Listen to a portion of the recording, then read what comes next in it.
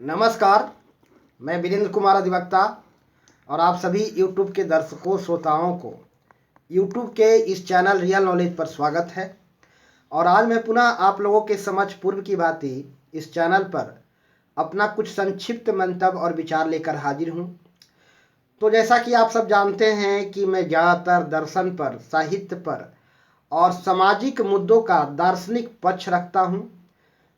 प्राकृतिक सिद्धांतों पर चर्चा करता हूँ, मूल सिद्धांतों पर चर्चा करता हूँ, लेकिन यदा कदा समय के मांग के अनुसार, दर्शकों के मांग के अनुसार मैं थोड़ा अपने उद्देश्य, अपना सब्जेक्ट से अलग हटकर भी इधर उधर की बातों पर भी चर्चा करता हूँ।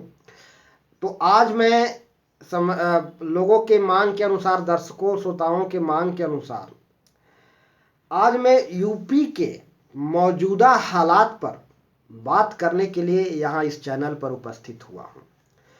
तो पिछले दिनों यूपी में कुछ बड़े घटनाएं घटी हैं। कुछ दिन पूर्व पुलिस इनकाउंटर में एक अपराधी मारा जाता है और बीते दिनों 15 अप्रैल की घटना है कि यूपी के कुख्यात तथा कथित माफिया जो दो तीन बार यूपी से विधायक रह चुका था और एक बार सांसद भी रह चुका था, उसकी हत्या हो जाती है 15 अप्रैल को।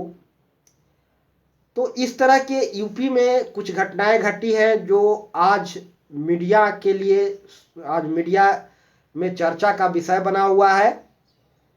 जो आज घटनाएं सुर्खियों में है और सोशल मीडिया वालों के लिए और तमाम मीडिया वालों के लिए आज यह एक चर्चा का विषय बना हुआ है, मुद्दा बना हुआ है।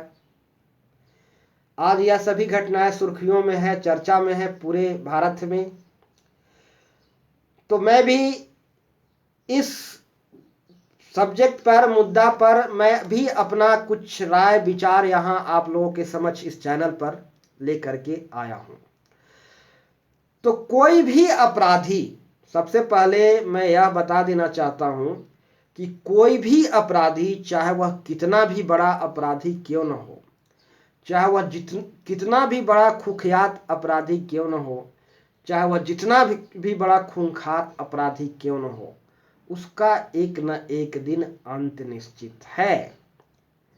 और उसका भी अंत उसी तरह से होता है जो अन्य अपराधियों का हुआ है। अपराधियों का अंत जैसा, जिस रीति से, तरीका से होता है, वैसा ही अंत होता है।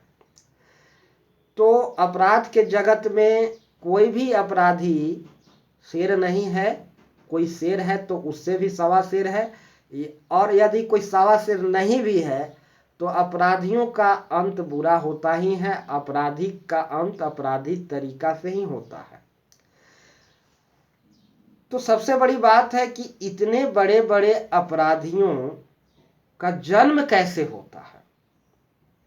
मैं हर सब्जेक्ट का तह में जाता हूं और तह में बात करता हूं, जड़ में बात करता हूं, जड़ पर बात करता हूं, समस्या के जड़ पर बात करता हूं। तो इतने बड़े बड़े तथाकथित जो अपराधी हमारे समाज में होते हैं, वे अचानक से बड़ा अपराधी नहीं बन जाते। वे अचानक एकाएक बड़ा अपराधी नहीं होते। वे छोटे छोटे आपराधिक घटनाओं के अंजाम देते हुए, और फिर वे उत्साह उनका बढ़ते जाता है, मन बढ़ते जाता है, और फिर वे बड़ा अपराधी बन जाते हैं। तो शुरुआत में हर बड़ा अपराधी एक छोटा अपराधी होता है, और फिर धीरे धीरे छोटे अपराध करते करते वह बड़ा अपराधी बन जाता है। कोई भी व्यक्ति एकाएक बड़ा अपराधी नहीं होता, खूंखार अचानक नहीं होता। तो यह अपराध हमारी सामाजिक व्यवस्था, अपराधियों का जन्म हमारी सामाजिक व्यवस्था का देन है। यह सामाजिक व्यवस्था का ही उपज होता है यह अपराधी। बात को थोड़ा गौर से समझने का कोशिश कीजिएगा। हम अक्सर समाज में घट रही छोटी छोटी आपराधिक घटनाओं पर ध्यान नहीं देते, उसको नजरअंदाज करते हैं, अर्थात उसका विरोध नहीं जताते, कोई अपेक्ष नहीं करते, कोई विरोध नहीं जताते। यहां तक कि हम प्रोत्साहित करते हैं छोटे अपराधियों को, उकसाते हैं, उत्प्रेरित करते हैं। बहुत सारे लोग, कुछ समाज में आपराधिक घटनाएं घट रही होती है, उसको देखते हैं और चुपचाप मौन बने रहते हैं। और कुछ लोग कुछ किसी भी स्तर से, चाहे जिस भी तरह से हो, उस पर आपेक्ष करते हैं, विरोध जताते हैं। और कुछ लोग तो विरोध जताने की बात तो दूर, अपराधियों को उकसाते हैं, उत्प्रेरित करते हैं और मौन समर्थन बने रहते हैं। मेरा यह कहना है कि जो सिर्फ अपराध कर रहा है वही अपराधी नहीं है, बल्कि वह भी है जिसका अपराधियों के साथ उठना बैठना खाना पीना होता है, जिसका अपराधियों के साथ दोस्ताना व्यवहार है, जिसका अपराधियों के साथ मित्रता है, वे भी कहीं न कहीं अपराध में सहभागी हैं। और जो अपराधियों को बचाव कर रहे हैं, उसको उत्प्रेरित कर रहे हैं, वे भी अपराधी हैं। यह तथ्य है, यह सच्चाई है। और हम छोटी छोटी बातों को नजरअंदाज करते हैं। समाज में, परिवार में अक्सर लोग कहते सुनते हैं, अरे छोटी सी बात तो है, इस पर इतना ऐतराज जताने की क्या जरूरत है, छोटी बात तो है, इस पर विरोध जताने की क्या जरूरत है। अरे छोटा क्राइम ही धीरे धीरे बड़ा क्राइम करने के लिए प्रेरित करता है। अचानक से कोई बड़ा अपराधी बना ही नहीं है, यह प्रोसेस वाइज होता है। किसी ने अचानक कोई बड़ा क्राइम नहीं कर सकता है, यह नियम विरुद्ध होगा, प्राकृतिक नियम सिद्धांत के विरुद्ध काम होगा कि कोई अचानक से बड़ा क्राइम कर दे। छोटे छोटे अपराध करते करते कोई बड़ा अपराधी बन जाता है। तो हम छोटे मोटे अपराधों को नजरअंदाज करते हैं, यही कारण है कि अपराधी एक दिन बड़ा अपराधी बन जाता है। आप जरा देखिए कि जब छोटे मोटे अपराधी कोई अपराध करता है और इसकी सूचना पुलिस प्रशासन को होती है, तो फिर पुलिस प्रशासन इस पर कार्रवाई नहीं करती। ये बात तो छोड़िए, दूर की बात है। जब आप पुलिस के यहाँ किसी कुख्यात अपराधी के खिलाफ या कोई बड़ा हस्ती के खिलाफ कोई कंप्लेन लेकर जाते हैं, तो पुलिस स्टेशन में पुलिस पदाधिकारी कंप्लेन करने में आनाकानी करता है, लॉन्च करने में एफआईआर। यह तथ्य है भाई, यह सच्चाई है। सच्चाई को बोलने में कभी पीछे हटना नहीं चाहिए। और ऐसी घटनाएं फिर धीरे धीरे यहाँ तक कि संरक्षण भी मिल जाता है, उसे छोड़ भी दिया जाता है, उसको संरक्षण भी मिलता है। तो सब जानते ही हैं, लेकिन बोलते सब लोग नहीं हैं। जो मैं बात कर रहा हूँ, लगभग अधिकांश लोग इन बातों से परिचित है, लेकिन बोल नहीं पाते हैं। कुछ लोग बोलते हैं समाज हित में, फिर उनका यही से शुरू से ही संरक्षण मिलते जाता है। अरे भाई, छोटे मोटे अपराध कर रहा है तो इसके लिए जवाबदेह कौन है? कौन है? आप पुलिस या फिर प्रशासन के लोग ये छोटे मोटे अपराधियों को कंट्रोल क्यों नहीं करते?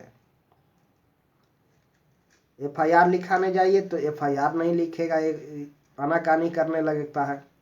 जब आप बड़ा पुलिस ऑफिसर्स के पास जाते हो तो उसके पास मिलने के लिए 10 गो अर्दली खड़ा रहता है, जो आपसे मिलने नहीं देगा। कंप्लेन करने की बात तो दूर, बात सुनेगा भी नहीं। ये है व्यवस्था की उपज भाई। जो आपराधिक घटनाएं घट रही है, ये सब हमारी व्यवस्था की उपज है, तथ्य है, सच्चाई है। ये व्यवस्था की उपज है। और मैं किसी राजनीतिक दल से विशेष सरोकार नहीं रखता, किसी पार्टी पॉलिटिक्स से विशेष सरोकार नहीं रखता हूँ। मैं किसी पार्टी से नहीं और किसी दल के विरोधी नहीं, समर्थक नहीं। मैं तथ्यों पर चर्चा करता हूँ, वास्तविकता को लोगों के सामने रखता हूँ। और यह मुगले आजम के समय से ही यह परंपरा चली आ रही है। अगर प्रशासन के लोग ईमानदारी से अपना कर्तव्य निर्वहन करेंगे तो छोटी मोटी अपराधियों को भी अपराध करने में हिचकना पड़ेगा, डरेगा। लेकिन तो आज सह मिलता रहा है, सब सह संरक्षण में देता रहा, और सह के कारण विधायक तक, एमपी तक सब बन जाता है लोग। क्राइम होता है, फिर कोई कार्रवाई नहीं होती है अल्लाह बड़े हस्ती वाले के खिलाफ। ये FIR लॉन्च करना भी मुश्किल हो जाता है, फिर इन्हीं के संरक्षण सहयोग से फिर बड़ा बड़ा क्राइम होने लगता है। तो आज ये भी गौरतलब है कि आप न्यायतंत्र में ही देख लीजिए कि एक छोटा सा अपराध पर सजा दिलाने के लिए 10-10 साल तक मुकदमा चलते रहता है। तो व्यवस्था की उपज है, व्यवस्था की देन है। और हमारी सामाजिक संस्कृति ऐसी बनती जा रही है, व्यक्ति अपने जवाबदेही को पालन नहीं कर रहा है कि हर छोटी मोटी अपराधियों को नजरअंदाज करते हैं, उसको माफ कर देता है, माफ नहीं करता है, यहाँ तक कि बढ़ावा देता है। तो बड़ा बड़ा अपराध क्यों नहीं घटेगा? अच्छे लोग कभी भी अपराधियों से मित्रता नहीं रख सकते। सहयोग, संरक्षण और सुरक्षा की बात ही दूर। तो कहीं ना कहीं चाहे वह जितना भी बड़ा क्रिमिनल हो, कहीं ना कहीं उसका प्रकृति के सिद्धांत के अनुसार सजा तो निश्चित है, मिलता ही है।